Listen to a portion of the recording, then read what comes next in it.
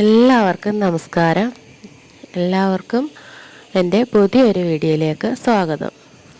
ഇന്ന് നമുക്ക് പാലപ്പത്തിനൊക്കെ കഴിക്കാൻ പറ്റിയ നല്ലൊരു ചമ്മന്തി തയ്യാറാക്കുന്നത് എങ്ങനെയാണെന്ന് നോക്കാം. നമുക്ക് ആദ്യം 2 അപ്പവും കൂടെ ഉണ്ടാക്കണം. ഞാനിവിടെ ഒരു ഇരുമ്പ് ചീനിച്ചട്ടി വെച്ചിട്ടുണ്ട്, ഒന്ന് ചൂടാവട്ടെ. ഇരുമ്പ് ചീനിച്ചട്ടി ചൂടായിട്ടുണ്ട്. അതിലേക്ക് നമുക്ക് ഒരു തവി മാവ് കോരി ഒഴിച്ച് നമുക്ക് അപ്പം ഉണ്ടാക്കാം. ആരെങ്കിലും ഇതുപോലെ ഇരുമ്പ് ചീനിച്ചട്ടിയിൽ പാലപ്പം ഉണ്ടാക്കിയിട്ടുണ്ടോ? നല്ല ഒരു ടേസ്റ്റാണ്. നമ്മൾ നോൺ സ്റ്റിക്കിൽ ഉണ്ടാക്കുന്നതിനേക്കാളും നല്ലൊരു ടേസ്റ്റാണ് ഇരുമ്പ് ചീനിച്ചട്ടിയിൽ ഉണ്ടാക്കുന്നത്. ഇതിന് നന്നായിട്ട് ഇളകി വരികയും ചെയ്യും. ഇതിന് വേണ്ടിയിട്ടുള്ള ചമ്മന്തി ഇനി നമുക്ക് എങ്ങനെയാണ് തയ്യാറാക്കുന്നതെന്ന് നോക്കാം. അതിന് വേണ്ടിയിട്ട് ഞാനൊരു 4 ടേബിൾ സ്പൂൺ തേങ്ങ എടുത്തിട്ടുണ്ട്. നമുക്ക് എത്ര പേർക്കാണോ ആവശ്യം അതിനനുസരിച്ച് നമുക്ക് തേങ്ങ എടുക്കാവുന്നതാണ്. ഇതിന് വേണ്ടിയിട്ട് നമുക്ക് ചെറിയുള്ളി ശകലം കൂടുതൽ വേണം. ഞാനിവിടെ ഒരു 10 ചെറിയുള്ളി എടുത്തിട്ടുണ്ട്. നമുക്കിത് അരയ്ക്കാൻ വേണ്ടിയിട്ട് തേങ്ങയുടെ കൂടെ ജാറിലേക്ക് ഇട്ട് കൊടുക്കാം. അതിനുശേഷം നമുക്ക് ആവശ്യമായിട്ടുള്ള ഉപ്പ് ഇട്ട് കൊടുക്കാം. 1/2 ടീസ്പൂൺ ഉപ്പ് ഞാനിവിടെ ചേർത്ത് കൊടുത്തിട്ടുണ്ട്. അതിനുശേഷം നമുക്ക് ഒരു കഷ്ണം ഇഞ്ചി ചേർത്ത് കൊടുക്കാം. അതിനുശേഷം നമുക്ക് എരിവിന് ആവശ്യമായിട്ടുള്ള മുളക് പൊടി ചേർത്ത് കൊടുക്കണം. ഞാനിവിടെ ഒരു 1/2 ടീസ്പൂൺ മുളക് പൊടി ചേർത്ത് കൊടുത്തിട്ടുണ്ട്. അതിനുശേഷം നമുക്കിവിടെ കറിവേപ്പില ചേർത്ത് കൊടുക്കണം.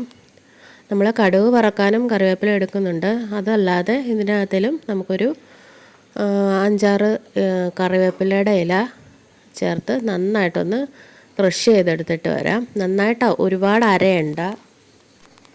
കണ്ടില്ലേ, ഇതുപോലെ ഒന്ന് ക്രഷ് ചെയ്തെടുത്താൽ മതി. നമ്മുടെ തോരനൊക്കെ ചതച്ചെടുക്കുന്ന പരുവത്തിൽ നമുക്ക് എടുക്കാം. അതിനുശേഷം നമുക്ക് വേറൊരു പാൻ അടുപ്പിൽ വെച്ച് ശകലം എണ്ണ ഒഴിച്ചു കൊടുത്തിട്ടുണ്ട്. എണ്ണ നന്നായിട്ടൊന്ന് ചൂടായി വരുമ്പോൾ നമുക്ക് കടുക് ഇട്ട് കൊടുക്കാം. അതിനുശേഷം നമുക്ക് കറിവേപ്പില ഇട്ട് കൊടുക്കാം. അതിനുശേഷം നമുക്ക് ഇതുപോലെ ഒരു കൈ സവാളയോ ചെറിയുള്ളിയോ അരിഞ്ഞത് നമുക്ക് ചേർത്ത് കൊടുക്കാം. വറ്റൽമുളക് ഉണ്ടെങ്കിൽ വറ്റൽമുളകും കൂടി 2ആയിട്ട് മുറിച്ച് നമുക്ക് ചേർത്ത് കൊടുക്കണം. അതിനുശേഷം നമുക്കിതൊന്ന് ഒരു 4-5 സെക്കൻഡ് നേരം നന്നായിട്ടൊന്ന് ഇളക്കി കൊടുക്കണം. ഒരുപാടങ്ങ് വറുത്തെടുക്കേണ്ട ആവശ്യമില്ല. ഒരുപാടങ്ങ് മൂപ്പിക്കരുത്. ജസ്റ്റ് ഒന്ന് വഴറ്റിയെടുത്താൽ മാത്രം മതി. അതിനുശേഷം നമുക്ക് ഇതുപോലെ ക്രഷ് ചെയ്ത് വെച്ചിരിക്കുന്ന തേങ്ങയും നമുക്ക് അതിലേക്ക് ചേർത്ത് കൊടുക്കാം. മുഴുവനായിട്ടും ചേർത്ത് കൊടുത്ത് ഒരു 2 മിനിറ്റ് നമുക്ക് നന്നായിട്ടൊന്ന് എല്ലാം കൂടി ഒന്ന് മിക്സ് ചെയ്ത് കൊടുക്കണം. മിക്സ് ചെയ്ത് നമ്മുടെ ഒരു തോരൻ്റെ പരുവാകുമ്പം നമുക്ക് ഫ്ലെയിം ഓഫ് ചെയ്യാം. നന്നായിട്ട് മിക്സ് ചെയ്ത് കൊടുക്കണം. എന്തെങ്കിലും വെള്ളമൊക്കെ ഉണ്ട് കുഴഞ്ഞിരിക്കുകയാണെന്നുണ്ടെങ്കിൽ അതൊക്കെ അങ്ങ് മാറിക്കിട്ടും. മാറി നല്ല തോരൻ പോലെ ആയി കിട്ടും. നന്നായിട്ട് ഇതുപോലെ ഒരു 5 മിനിറ്റ് നമുക്ക് ഇളക്കി കൊടുക്കണം. കണ്ടില്ലേ, അപ്പത്തിൻ്റെ കൂടെയും പാലപ്പത്തിൻ്റെ കൂടെയും കഴിക്കാൻ പറ്റിയ നല്ലൊരു ചമ്മന്തി ഇവിടെ തയ്യാറായി കഴിഞ്ഞു.